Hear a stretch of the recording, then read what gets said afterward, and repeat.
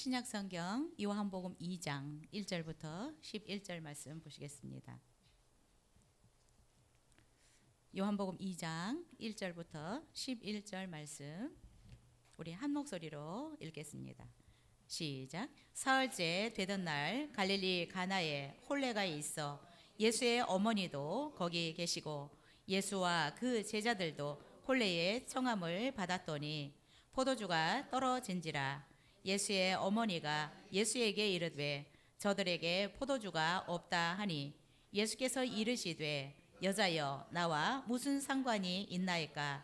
내 때가 아직 이르지 아니하였나이다.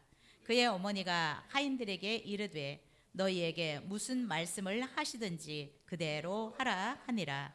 거기에 유대인의 정결 예식을 따라 두세 통 드는 돌 항아리 6이 놓였는지라.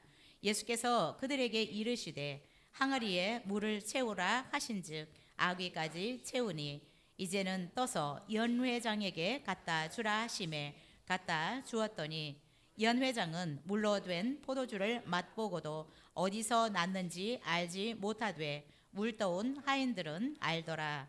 연회장이 신랑을 불러 말하되 사람마다 먼저 좋은 포도주를 내고 취한 후에 낮은 것을 내거늘 그대는 지금까지 좋은 포도주를 두었도다 하니라.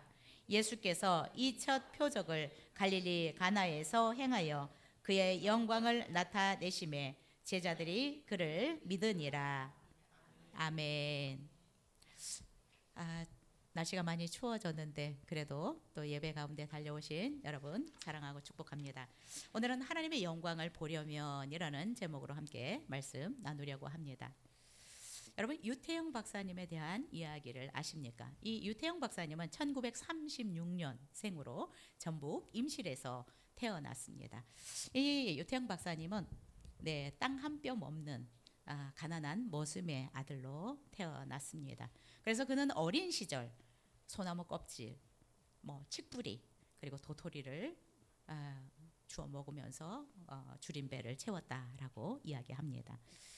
너무 가난해서 이 유태영 박사는 18살 나이에 중학교를 졸업할 수 있었다고 합니다. 그런데 이 유태영 박사에게는 하나의 꿈이 있었습니다. 36년생이니까 얼마나 그 당시에 한국의 농촌이 가난했겠습니까? 우리나라 농촌을 살리고 싶다라는 꿈이 있었습니다.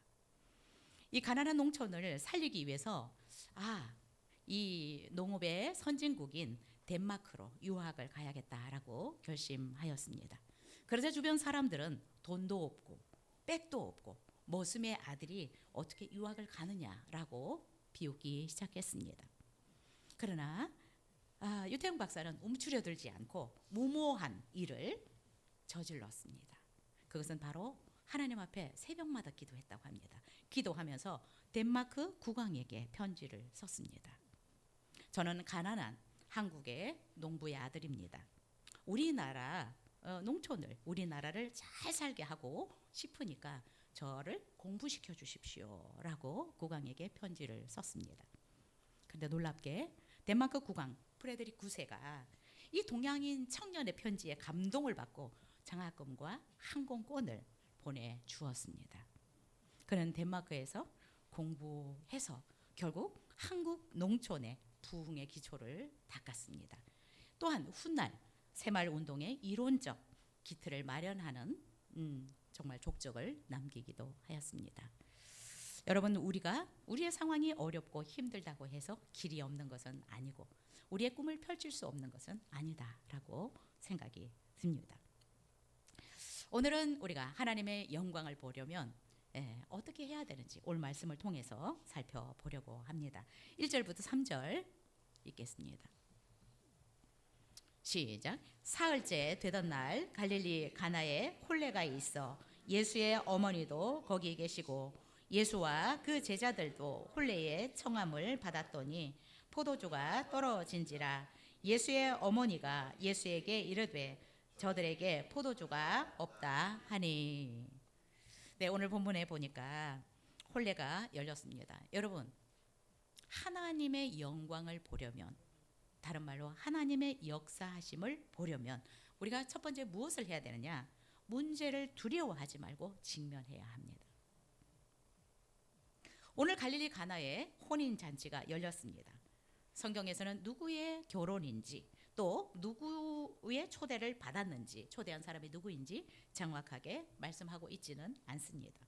그런데 예수님의 제자들 그리고 예수님의 어머니 마리아도 이 혼인 잔치에 청함을 받은 것으로 말씀하고 있습니다. 어쩌면 예수님의 가까운 친척, 뭐 외가든 요셉 쪽이든 가까운 친척이 아니었나라는 생각이 듭니다. 어느 나라나 이 결혼은 일륜지 대사라고 해서 많은 사람들을 초대해서 성대한 잔치를 베푸는 관습이 있습니다. 참 어떤 나라는 이 결혼식이 너무 길어요. 막 하루 종일인 것 같아요.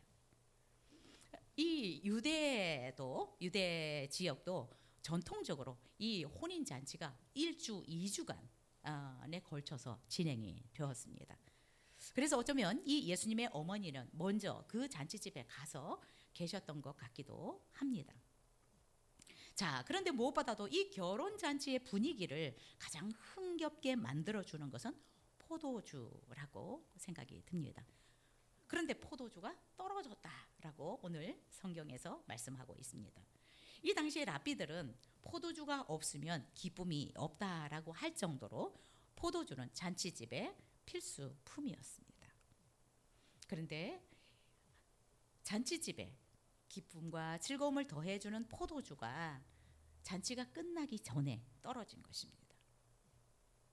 혼인잔치에서 포도주가 떨어졌다라고 하는 것은 뭐 이 집안이 물질적으로 조금 넉넉하지 않아서 음식이 넉넉하지 못했을 수도 있고요.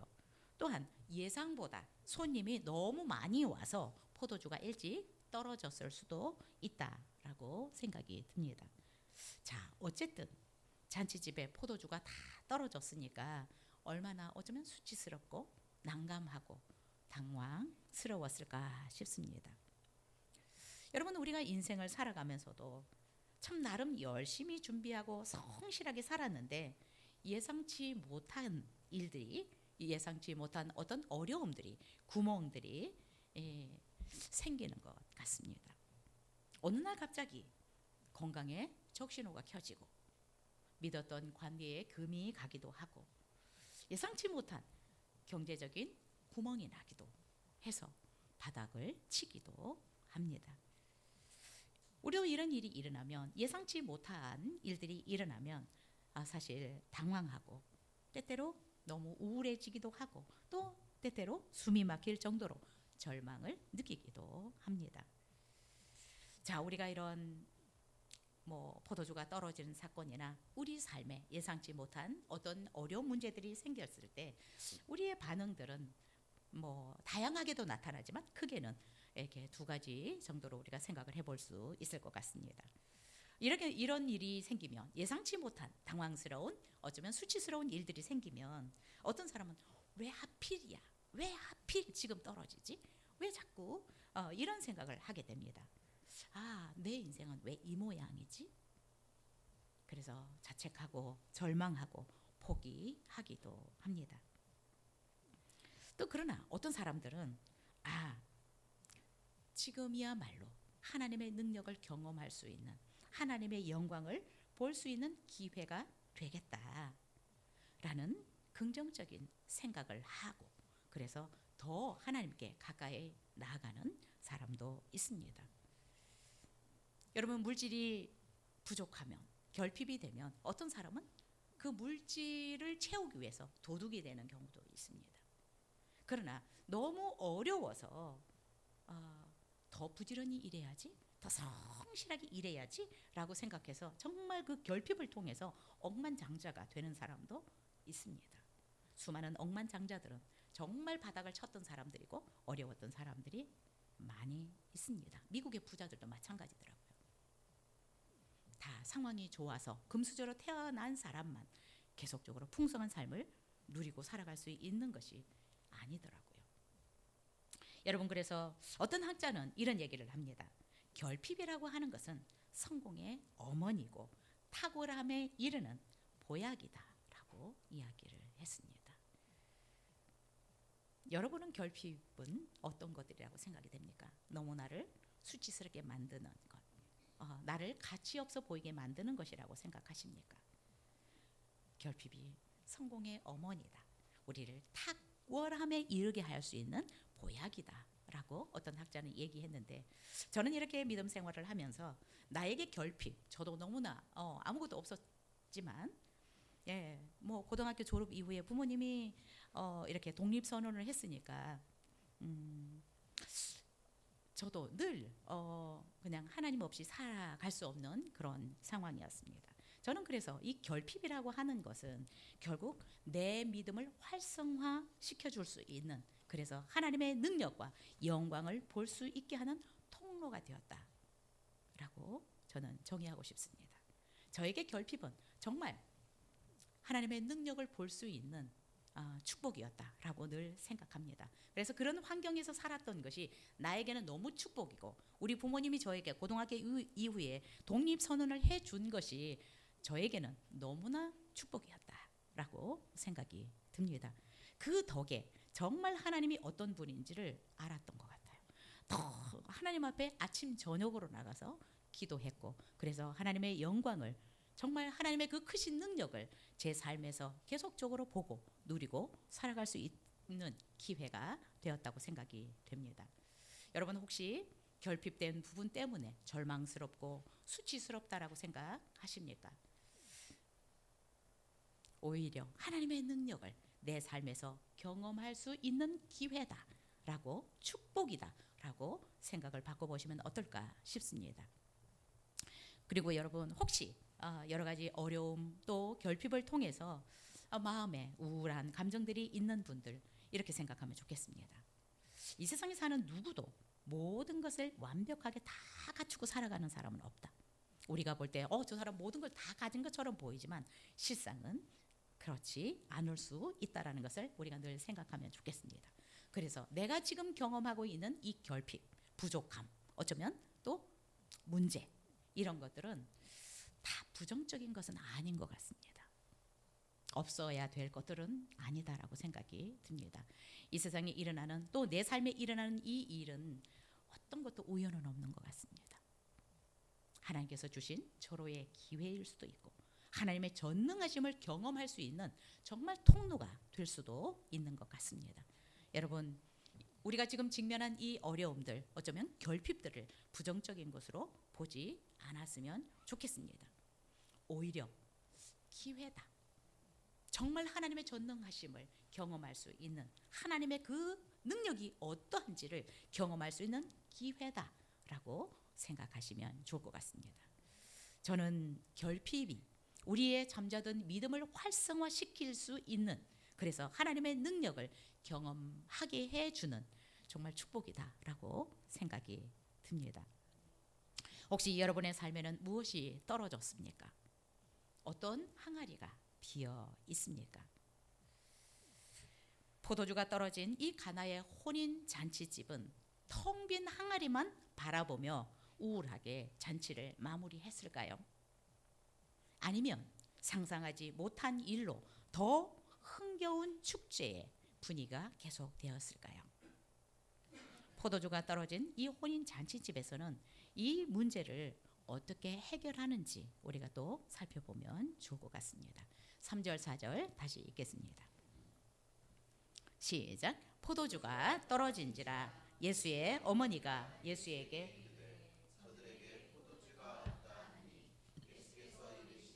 여자여 나와 무슨 상관이 있나이까? 내 때가 아직 이르지 아니하였나이다.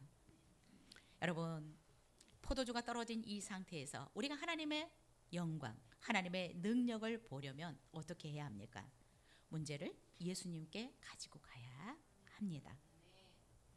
여러분, 인생의 결핍, 항아리가 비어있는 상태를 직면했다면, 자, 그 다음에는 문제를 어떻게 해결해야 하는지 이 방법에 집중해야 합니다. 마리아는 포도주가 떨어진 이 상황에서 잔치집 주인이나 연회장을 찾아가서 상의하지 않았습니다. 또한 자신이 포도주를 구하러 뛰어다니지도 않았습니다. 예수님의 어머니는 예수님께 와서 지금 잔치집에 포도주가 떨어졌습니다 라고 보고하였습니다.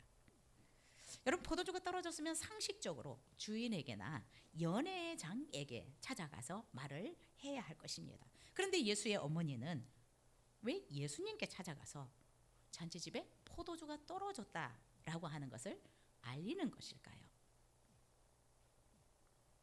여러분, 예수님께 포도주가 떨어졌다라고 지금 보고를 하는 것은 이것은 단순한 부탁이 아니라고 생각이 듭니다. 여기에는 마리아의 깊은 신앙의 고백이 숨어 있습니다. 여러분, 예수님의 어머니는 지금 예수님을 단순히 잔치에 초대된 손님으로 인식하고 있지 않습니다. 또 여기서 예수님을 자기의 아들로만 보고 있지도 않습니다. 마리아는 예수님을 하나님의 아들, 메시아로 지금 인식하고 메시아로서의 사역을 하시도록 지금 요청을 하고 있는 것입니다. 마리아는 분명히 예수님이 성령으로 잉태되신다라고 하는 음성을 들었습니다. 또한 천사들을 통해서 지극히 높으신 하나님의 아들이라 일컬어질 것이다 라고 하는 이 말씀을 기억하고 있습니다. 그래서 결국 마리아는 예수님을 하나님의 아들 메시아로 인정하고 메시아로서의 사역을 해주시기를 지금 요청하고 있는 것입니다. 마리아의 이 고백을 짧지만 조금 더 확장해서 우리가 얘기를 해본다면, 주님, 당신은 메시아이시니까 이 절망적인 결핍을 풍성하게 바꿀 수 있습니다 라는 믿음을 담아서 포도주가 떨어졌습니다 라고 보고하고 있는 것입니다. 사랑하는 우리 산소망교회 성도님들, 여러분은 인생의 포도주가 떨어졌을 때, 또 내 힘으로 해결할 수 없는 문제를 만났을 때 누구에게 도움을 간절하게 요청하십니까? 여러분, 이것이 우리의 성공과 실패를 좌우한다라고 생각이 듭니다. 이 상황에서 마리아는 주인에게도 가지 않고 연회장에게도 가지 않고 메시아이신 예수 그리스도께 가서 포도주가 떨어졌다라고 보고하였습니다. 여러분, 여러분에게 있어서 여러분이 믿는 예수님은 어떤 분이십니까? 그냥 여러분의 인생에 잠시 초대된 손님으로 여러분 인식하고 있습니까? 아니면 내가 필요할 때 그냥 찾아가서 내가 어떤 육신적인 위로를 받을 분으로 생각하고 있습니까? 여러분, 우리 인생에서 특히 믿음 생활을 하면서 하나님의 영광을 보려면, 하나님의 그 전능하심, 역사하심을 보려면 예수님에 대한 마리아와 같은 믿음의 고백이 필요합니다. 마리아가 메시아에 대한 신뢰를 담아서 문제를 보고했을 때 예수님의 대답은 조금 의외로 냉정해 보이기도 합니다. 이렇게 말씀하십니다. 여자여, 나와 무슨 상관이 있나이까? 내 때가 아직 이르지 아니하였나이다 라고 말씀하셨습니다. 예수님은 그의 어머니 마리아에게 여자여, 포도주가 떨어진 문제를 왜 나와 결부시키십니까? 아직 내 때가, 메시아로서의 사역을 할 때가 아직 이르지 않았습니다 라고 고백하고 있습니다. 자, 그런데 여기서 여자여 라고 하는 말은 결코 무례한, 또 예수님의 어머니를 비하하는 이런 단어가 아니라 극존칭, 여성들에 대한 극존칭어입니다. 헬라어로는 귀나이라는 단어를 쓰고 있는데, 이 귀나이는 여성을 극진히 존중하고 높일 때 쓰는 단어입니다. 그래서 왕후를 부를 때에도 이 귀나이라는 단어를 사용하고 있습니다. 예수님이 십자가에서 돌아가실 때에도 예수님의 어머니에게 여자여라고 얘기하고 있습니다. 자, 예수님이 지금 마리아에게 여자여라고 부르신 이것도 그냥 육신의 아들로서 그의 어머니를 부르는 이 호칭이 아니라 예수님 스스로도 지금 마리아가 예수님께 하나님의 아들 메시아로서의 어떤 사역을 하시도록 요청하고 있기 때문에 예수님도 그의 어머니에게 공식적인 용어를 호칭을 사용하고 있습니다. 그것이 귀나이 여자여라는 것입니다. 그래서 지금 예수님이 마리아에게 최고의 호칭을 쓰고 있는 것은 하나님의 아들로서 그의 어머니를 존칭어를 사용해서 부르고 있는 것이다 라고 생각이 됩니다. 물론 메시아이신 자신을 잉태하고 양육한 분에 대한 예의라고 생각할 수도 있습니다. 자, 그런데 예수님이 지금 마리아에게 귀나이라고 이 극존칭어를 사용하고 있는 것은 단순히 메시아이신 자기를 잉태하고 출산해서 이렇게 양육해 준 분에 대한 예의만은 아니라고 생각이 듭니다. 예수님이 마리아에게 귀나이라고 사용한 이 호칭은 마리아가 예수님에 대한, 예수님이 메시아인 것에 대한 믿음이 분명히 있었기 때문에 귀나이라는 단어를 사용하고 있다고 생각이 됩니다. 어떻게 보면 여러분, 믿음이 있는 자들을 하나님은 이렇게 극히 존중하는 단어를 사용하고 있다라고 생각이 듭니다. 마리아가 예수님에 대한 메시아로서의 어떤 사역을 요구하고 있기 때문에 예수님 또한 그의 어머니에게 정말 믿음 있는 이 여인을 향해서 귀나이라는 단어를 사용하고 있습니다. 믿음이 있는 자들을 하나님은 높이신다라고 생각이 듭니다. 믿음이 있는 자들을 하나님께서 또한 예수님께서 높이신다라고 생각이 듭니다. 자, 이 사실을 마태복음 15장에서 우리가 살펴볼 수 있는데, 마태복음 15장에 보면 예수님께서 가나안 지방에 갔습니다. 그런데 이 가나안 지방에 갔더니 귀신 들린 딸을 둔 여자가 예수님께 와서 내 딸이 귀신 들렸습니다. 좀 고쳐주세요라고 요청을 합니다. 근데 예수님이 의외로 쌀쌀하게 이 여인에게 말씀을 하셨습니다. 자녀들의 떡을 취하여 개들에게 던지는 것이 마땅치 않다. 어쩌면 개 취급을 하는 것 같습니다. 그런데 이 여인은 이렇게 얘기를 합니다. 개들도 제 주인의 상에서 떨어지는 부스러기를 먹습니다. 이 여자의 고백을 듣고 예수님은 이 여자의 믿음을 굉장히 귀하게 보셨다라고 생각이 듭니다. 여자의 믿음의 고백을 통해서 예수님은 어쩌면 감탄하신 것 같습니다. 그래서 그때 예수님이 우리가 볼 때는 이방 여인, 가나안 여인, 또 귀신 들린 딸을 둔 어쩌면 정말 너무나 고통스럽게 살아가는 이 여인을 향해서 여자여 내 믿음이 크도다라고 칭찬하고 있습니다. 여기서 여자여가 귀나이라는 단어를 쓰고 있습니다. 여러분, 하나님은, 예수님은 믿음 있는 사람들을 이렇게 높이신다라는 것을 볼 수 있습니다. 우리도 믿음이 있을 때 우리들을 향해서 귀나이 여자여 내 믿음이 크도다라고 말씀하실 것 같습니다. 예수님은 그의 어머니가 예수님을 메시아로서 사역을 하시도록 요청하니까 분명히 마리아 안에 그를 향한 믿음이 있는 것을 아시고 귀나이라고 말씀하고 있습니다. 여러분 어떻습니까? 하나님은 또한 예수님은 우리가 진정으로 그분을 향한 믿음의 고백을 할 때 감동하시는 것 같아요. 예수님 뭐라고 말씀하셨습니까?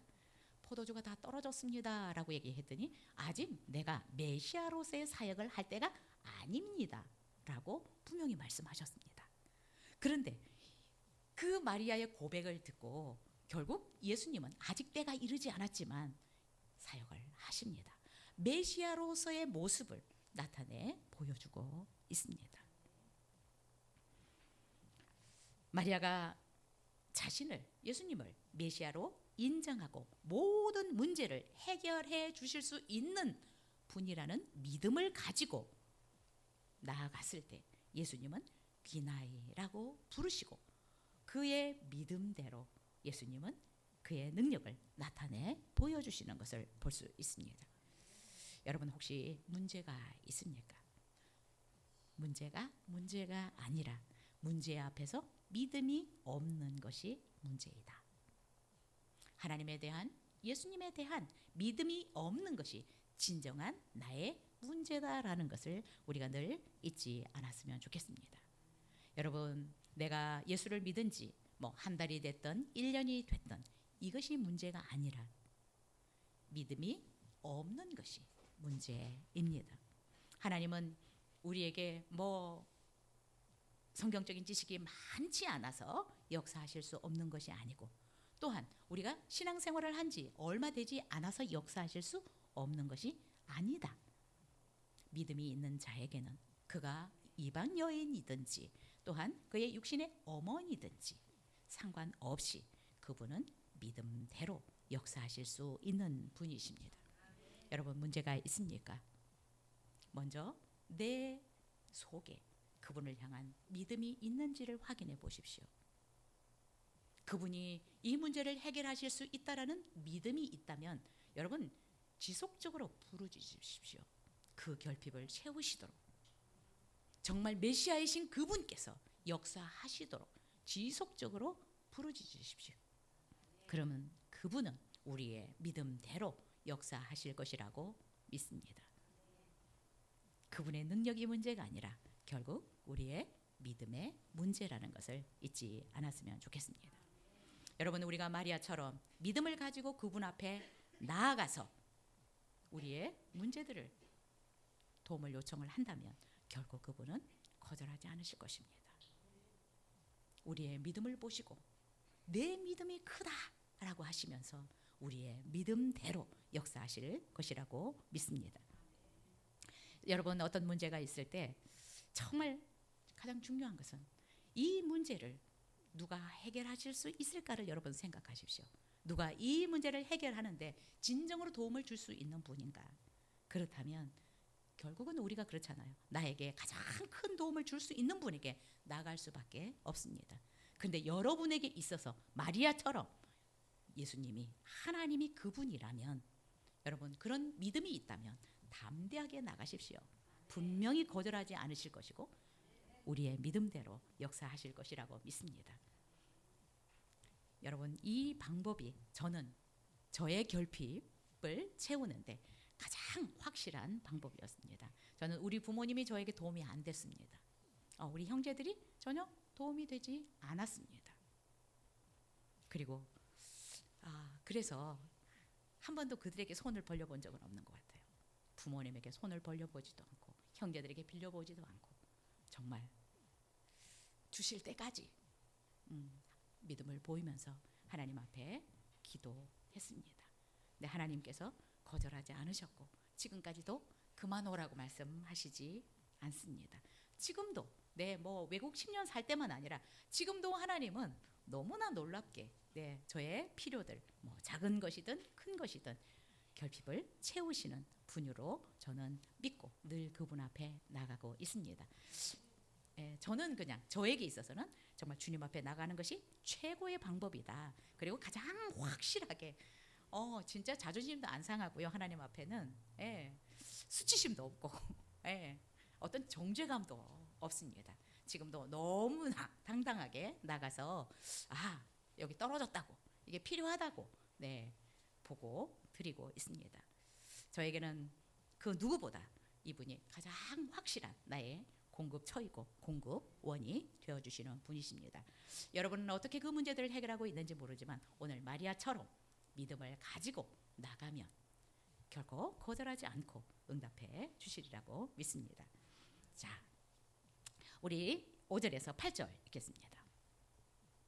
시작. 그의 어머니가 하인들에게 이르되 너희에게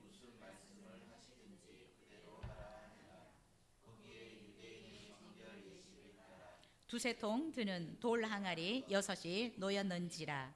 예수께서 그들에게 이르시되 항아리에 물을 채우라 하신즉 아기까지 채우니 이제는 떠서 연회장에게 갖다 주라 하심에 갖다 주었더니. 자, 여러분, 이제 보고를 했습니다. 그렇죠? 세 번째, 우리가 하나님의 영광을 보려면, 하나님의 능력을 보려면, 하나님의 역사하심을 보려면 말씀하신 그대로 해야 합니다.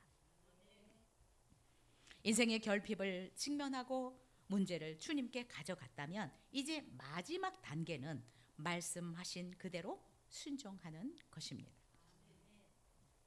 여러분, 하나님의 영광을 보는 것은 우리의 지식이나 말에 있지 않습니다. 어떤 말씀을 하시든지 그 말씀을 그대로 순종할 때 하나님의 역사하심을 우리는 볼 수 있습니다. 여러분, 어떤 문제 앞에서 하나님이 하실 일이 있고 우리가 해야 할 일이 있습니다. 하나님은 원맨쇼를 하지 않습니다. 네, 우리가 수요일도 살펴본 것처럼 하나님은 하나님의 일을 하시지만 우리에게 요구하시는 것이 있습니다.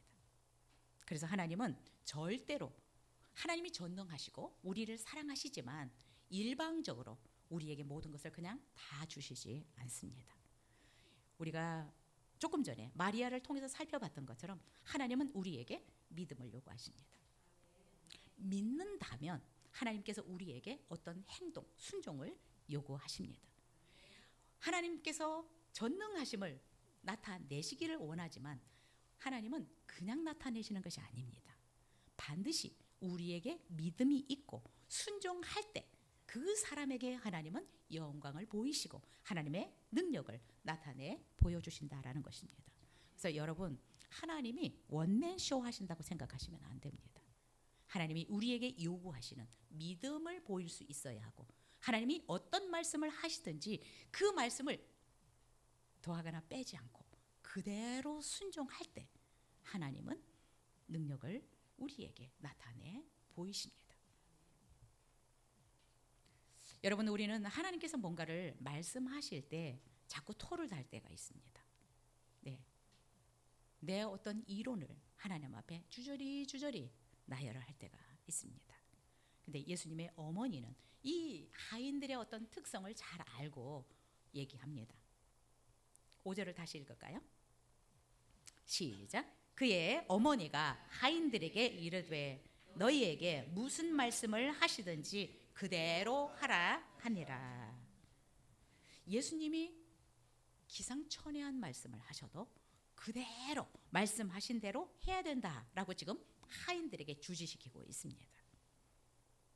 여러분, 우리가 하나님의 영광을 보려면, 하나님의 역사하심을 보려면 어떤 말씀, 무슨 말씀을 하시든지 그대로 순종해야 합니다. 그래서 기적을 경험하는 순종은 내가 이해할 수 있는 것만 골라서 순종한다고 해서 되는 것이 아닙니다. 우리가 이 훈련을 잘 해야 합니다. 내가 어떤 경험을 하려고 하는데 하나님의 역사하심을 보기를 원하고 하나님이 일해 주시기를 원하는데 하나님이 우리에게 무슨 말씀을 하셨을 때 내 생각을 보태지 마십시오. 내 주장을 하나님 앞에 하지 않으셔야 합니다. 그러려면 우리가 해야 되는 것입니다. 그렇죠? 그냥 예수님이 우리 가운데 뭔가를 말씀하셨을 때 그건 아니고요, 이렇게 해주시라고? 그러면 그럼 네가 해야지. 하나님의 일하시는 것과 우리가 일하시는 방법이 다릅니다. 그래서 여러분, 내 생각을 자꾸 하나님 앞에 내세우면 안 된다라는 것입니다. 그래서 마리아도 우리 인간의 특성, 이 하인들의 특성도 궁시렁거릴 수 있고요, 그렇죠? 그리고 너무나 짧은 지식과 경험으로 차단해버릴 수 있기 때문에 그대로 해야 된다, 말씀하신 그대로 해야 된다라는 것을 지금 강조하고 있습니다. 우리도 이 사실을 알아야 합니다. 하나님의 능력을 내 삶에서 보려고 하면 말씀하신 그대로 순종하는 훈련을 우리가 해야 된다라는 것입니다. 때때로 말씀들이 우리의 상식 밖에, 우리의 경험 밖의 말씀을 하실 수 있습니다. 이해가 안 될 수 있습니다. 납득이 안 될 수 있습니다. 그러나 여러분, 그것이 하나님께서 나에게 말씀하신 것이라고 할 때 순종해야 그분이 일하실 수 있습니다. 왜요? 그것이 그 길이 그분이 일하실 수 있는 통로이기 때문에 그렇습니다. 여러분, 하나님이 만약에 우리가 생각한 것처럼 일을 하신다면 믿을 사람은 없을 것 같아요. 네. 왜? 내 생각과 똑같다면. 근데 너무나 기상천외한 방법으로 하시기 때문에 하나님이 하시는 거구나 라는 것을 우리는 우리의 생각과 너무 다른 방법으로 하실 때 이거는 진짜 하나님이 하신 거구나 라고 인정할 수밖에 없을 것 같습니다. 마리아는 하인들에게 예수님이 무슨 말씀을 하시든지 그대로 순종하라 라는 것을 강조해서 말씀을 하고 있습니다. 예수님 말씀하신 것은 사실 정말 우리의 이성과 상식을 뛰어넘는 말씀이었습니다. 그 돌 항아리 6개가 다 비었는데 이 항아리에 물을 가득 채워라라고 예수님 말씀하셨습니다. 그것도 쉬운 과정은 아니었을 거라고 생각이 됩니다. 왜냐하면 양이 6항아리를 다 채워야 되면 이것도 쉬운 작업은 아니라고 생각이 듭니다. 그러나 그것보다 더 어려운 것은 무엇일까요? 이제는 가득 채웠더니 이제는 떠서 연회장에게 갖다 주라라고 말씀하시는 것입니다. 이 하인들이 얼마나 당황스러웠을까? 내가 이 물을 지금 떠다가 연회장에게 딱 줬는데 뭐냐고 물으면 물을 떠오라고도 하지 않았는데, 그죠? 자기가 물을 떠오라고 한 것도 아닌데 물을 떠다 준다면 무슨 망실을? 그리고 그 하인들이 잘릴 수도 있지 않을까요? 누구를 농락하는 것처럼. 그래서 물을 채우는 것보다 더 어려운 것은 이런 컵에다 떠다 줬을지 어떨지는 모르겠지만, 그 물을 떠다 주는 것이 더 어려웠을 것이라고 생각이 듭니다. 여러분, 그런데 놀라운 것은 이 하인들은 예수님이 말씀하신 것을 그대로 순종했다는 거예요. 아무런 말을 하지 않았습니다. 이유를 달지 않았습니다. 그냥 가득 채우고 떠다 주라고 하니까 아무 말 없이, 마음은 어땠을지 모르겠어요. 그렇죠? 그러나 아무 말 없이 연회장에게 떠다 줬다라는 것입니다. 하나님이 일하시는 방법과 우리가 생각하는 것들은 너무 다릅니다. 그래야 하나님이 하신 일이다라는 것을 우리가 알 수 있게 되기 때문이 아닐까라는 생각이 듭니다. 참 우리는 이 방법으로 이 일이 해결되면 좋을 것 같은데 하나님은 전혀 다른 방법으로 그 일을 해결하시는 것을 너무나 많이 봅니다. 그래서 여러분, 우리의 짧은 지식, 우리의 짧은 경험으로 여러분 하나님이 말씀하시는 것을 자꾸 커트하지 않으면 좋겠습니다. 하나님이 역사하신 것을 보려면 하나님이 하시는 그것을 그대로 순종해야 일하실 수 있습니다. 저는 이 설교를 준비하면서 지난주부터 하나님이 저에게 이유를 모르겠는데 뭔가를 자꾸 말씀하시는 것이 있었어요. 수요일날 제가 잠깐 말씀드렸던 것 같아요. 제가 어떤 것을 여기에 놓기를 원하는데 이렇게 하면서 여기다 놔야지. 근데 하나님은 아니, 여기다 놔. 이유를 모르겠어요. 그렇게 중요한 것도 아니라고 생각이 들어요. 제 생각에는. 그런데 순종했습니다. 이유를 모르지만 그래요. 이거 어려운 건 아닌데 여기다 놓겠습니다. 여러분, 하나님의 말씀하신 대로 순종하는 훈련들을 하실 수 있어야 합니다. 그동안 우리는 어쩌면 이 짧은 지식으로 너무나 하나님께서 말씀하신 것들을 커트했는지 몰라요. 그리고 하나님이 안 해주신다고 불평했는지도 모르겠습니다. 말씀하신 그대로 순종할 때 하나님은 역사하실 수 있습니다. 자, 하인들이 예수님이 말씀하신 그대로 했을 때 어떤 일이 일어났는지 우리 9절부터 11절 다시 읽겠습니다. 시작. 연회장은 물로 된 포도주를 맛보고도 어디서 났는지 알지 못하되 물 떠온 하인들은 알더라. 연회장이 신랑을 불러 말하되 사람마다 먼저 좋은 포도주를 내고 취한 후에 낮은 것을 내거늘 그대는 지금까지 좋은 포도주를 두었도다 하니라. 예수께서 이 첫 표적을 갈릴리 가나에서 행하여 그의 영광을 나타내심에 제자들이 그를 믿으니라. 말씀하신 그대로 했을 때 놀라운 역사가, 물이 포도주로 변하는 놀라운 역사가 일어났습니다. 자, 이 장면을 영국의 시인 바이런이라는 사람은 한 줄로 이 시로 표현을 했는데 이렇게 표현했다고 합니다. 물이 그 주인을 만나니 얼굴이 붉어졌더라. 되게 멋지더라고요. 물이 그 주인을 만나니 얼굴이 붉어졌더라. 굉장히 시인다운 표현이다라는 생각이 듭니다.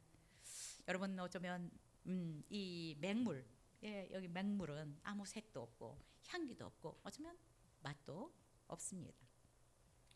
우리 인생도 때로는 맛도 없고 색도 없고 맹물처럼 여겨질 때가 있을 것이라고 생각이 됩니다. 그러나 우리가 마리아처럼 예수님을 메시아로 고백하고 예수님이 무슨 말씀을 하시든지 온전히 순종하는 훈련을 한다면 우리 인생 역시 향기로운 최상품 포도주로 변화될 것이라고 믿습니다. 여러분, 정말 맛도 없는, 어쩌면 볼품도 없는 맹물이라고 여러분은 생각하십니까?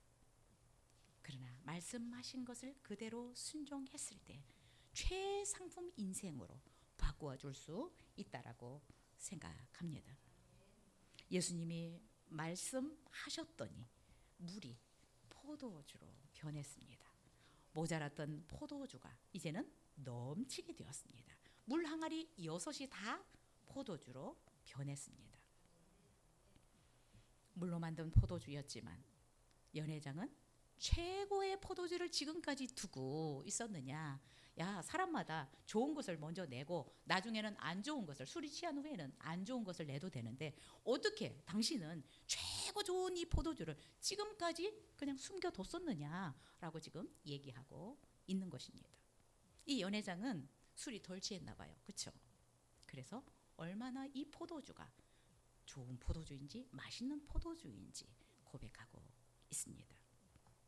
여러분, 그리고 이 집안이 뭐 조금 넉넉하지 못했는지 모르지만 저는 그런 생각도 들었어요. 이 6항아리의 포도주가 다 찼으니까 그동안에 먹었잖아요. 그죠? 포도주를 다 먹어서 많이 남을 것 같다. 많이 남을 것 같다.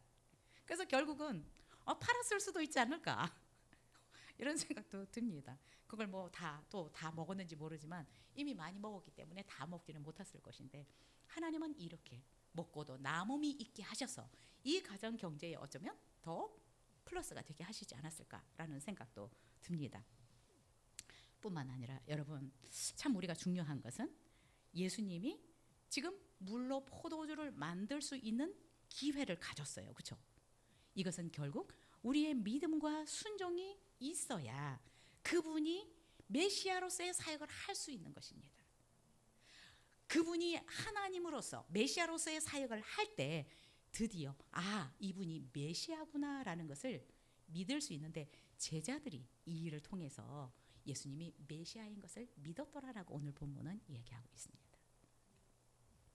우리가 어떤 문제를 만나는 것은 하나님이 일하실 수 있는 기회를 볼 수 있다. 또한 하나님은 우리 가운데 하나님의 역사를 할 수 있는 기회를 갖게 된다. 여러분, 그래서 우리가 그분이 우리의 삶에 일하실 수 있는 기회를 드려야 됩니다. 자꾸 걱정하지 마시고 두려워하지 마시고 절망하지 마시고 그런 어려움이 있을 때 절대적으로 하나님을 믿고 나가서 그냥 보고를 하시면 좋겠습니다. 믿음으로 보고를 하시면 좋겠습니다.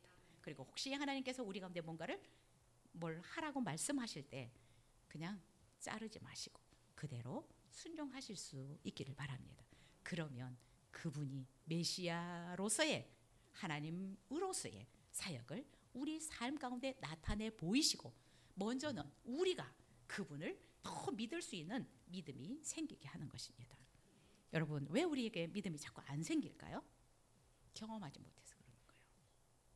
경험하지 못해서 그분이 전능하시다는데 그분이 나를 사랑하신다는데 그런데 그분의 능력을, 그분의 사랑을 내가 경험할 수 있는 기회를 많이 못 가졌던 거예요. 그것은 하나님의 문제가 아니고 내가 그분이 일하실 수 있는 통로가 되지 못해서, 기회를 그분에게 드리지 못해서 그럴 수 있다라는 것입니다. 여러분, 우리 인생에 그분을 주인으로 인정했으면 좋겠습니다. 그렇다면 그분이 무슨 말씀을 하시든지 그대로 순종하면 우리의 인생에도, 맹물과 같은 우리 인생도 하나님의 영광이 드러나는 포도주로 변하게 할 것이다 라고 생각이 됩니다. 여러분, 하나님은 전능하시고 우리를 사랑하시지만 절대로 그분은 원맨쇼 하지 않는다. 우리에게 모든 걸 다 그냥 하시지 않는다. 우리에게 반드시 믿음이 있는 것을 보시고, 또한 그 믿음을 가지고 와서 보고를 했다면 순종을 통해서 역사하신다라는 것을 잊지 않았으면 좋겠습니다. 여러분의 항아리는 어떻습니까? 비어 있습니까? 걱정하지 마십시오. 하나님의 영광을, 능력을 볼 수 있는 기회가 왔다라는 것을 아시고 그 문제를 들고 하나님 앞에 나가실 수 있기를 바랍니다. 그리고 무엇을 말씀하시든지 그대로 순종한다면 물이 변하여 포도주가 된 것처럼 우리의 문제가, 우리의 결핍이 변화돼서 풍성한, 또한 전능하신 하나님의 능력과 사랑을 경험할 수 있는 기회가 될 것이라고 믿습니다. 여러분, 올 한 해도 저와 우리 교회와 우리 모든 성도님들의 삶에 하나님이 역사하실 수 있는 그런 삶의 현장들이 되어졌으면 좋겠습니다. 하나님의 영광을 볼 수 있는, 하나님의 능력을 볼 수 있는 2026년이 되기를 위해서 여러분, 하나님 앞에 믿음을 보이시고 또 말씀에 순종하는 자들이 되었으면 좋겠습니다. 우리 시간 기도하면 좋겠습니다. 여러분, 혹시 여러분의 항아리가 비어 있어서 낙심하고 있습니까? 우울해하고 있습니까? 그 문제를 마리아처럼 하나님 앞에 들고 나가서 보고했으면 좋겠습니다. 그러나 반드시 믿음으로 그분이 하실 일들을 고백할 수 있었으면 좋겠습니다. 그래서 여러분, 올 한 해 정말 하나님이 역사하실 수 있는 여러분의 삶의 현장이 되기를 위해서 기도했으면 좋겠습니다. 그럼 이 시간에 우리 주여 세 분 부르시고 마리아와 같은 그런 믿음의 고백이 있기를, 또 하인들과 같이 절대적으로 순종할 수 있는 그 순종의 삶이 있기를 위해서 함께 기도하면 좋겠습니다. 우리 주여 세 분 부르시고 기도하시겠습니다. 주여, 주여, 주여. 살아계신 하나님 감사합니다. 오늘 하나님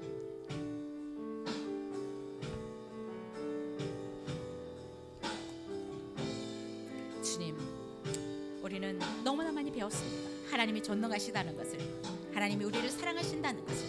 그러나 하나님 아버지, 우리의 삶에서 정말 주님의 그 전능하심을 아버지 이렇게 많이 경험하지 못해서 늘 그분을 불신하고 아버지께서 말씀하시는 그것을 하나님 우리가 순종하지 못할 때가 참 많이 있습니다. 그러나 다시 한번 오늘 말씀을 통해서 정말 볼 수 있는 것은 하나님은 정말 하나님 우리의 믿음을 따라서 역사하신다는 것을, 우리의 순종을 따라서 하나님의 그 능력을 나타내시고 주님의 영광을 우리 가운데 보이신다는 것을 알게 해주셨습니다. 하나님, 정말 우리가 하나님의 능력을 볼 때, 하나님의 그 영광을 볼 때 우리는 그분이 정말 하나님의 아들인 것을 믿게 됩니다. 하나님 아버지, 우리 사랑하는 성도님들이 정말 믿음이 있는 자들이 되어지기를 기도합니다. 하나님, 믿음이 있는 자들이 되기를 원하고, 또한 하나님께서 말씀하시는 것들을 순종해 나갈 수 있는 자들이 되어서 하나님의 그 능력을 아버지 올 한 해도 우리의 삶에서, 우리의 가정에서, 우리의 직장에서, 또한 우리의 사업장에서 경험할 수 있도록 주님 인도하여 주시옵소서. 주님 감사합니다. 주님 역사해 주실 것을 믿습니다. 주님은 참 살아계신 하나님 감사합니다. 올해도 하나님께서는 우리의 삶에, 또 우리의 가정에, 또 하나님 우리의 직장, 사업장, 가정에서 하나님께서 놀라운 일들을 행하시기를 원하셔서 또 그 하나님의 능력을, 하나님의 영광을 볼 수 있는 이 말씀들을 우리에게 가르쳐 주셔서 감사합니다. 들은 말씀들 잊지 않게 하여 주시기를 원하고, 정말 하나님께서 요구하시는 믿음 있는 자들이 되게 하여 주시기를 원합니다. 그래서 우리가 하나님을 존중하는 것뿐만 아니라 그분이 우리를 존중해서 귀나이라고 하나님 아버지 말씀하시는 그 음성을 들을 수 있도록 도와주시옵소서. 하나님, 혹시 우리의 어떤 항아리들이 비어있는 부분들이 모두 다 있을 텐데 절망하지 않게 하여 주시고 실망하지 않게 하시고 불평불만하지 않게 하여 주시고 오히려 하나님께서 역사하실 수 있는 기회가 왔다라는 것을 알고 적극적으로 하나님 앞에 내 믿음을 보이고 하나님의 역사심을 기대하고 기도할 수 있도록 인도해 주시옵소서. 2026년 그래서 우리의 삶의 현장에도 물이 포도주로 변하는 하나님 아버지 비어있는 항아리가 가득 채워지는 그런 은혜를 경험하고 살아갈 수 있도록 은혜 베풀어 주시기를 기도하고 예수님의 이름으로 기도하옵나이다. 아멘. 우리 찬송가 너 예수께 조용히 나가 1절 4절 하시겠습니다.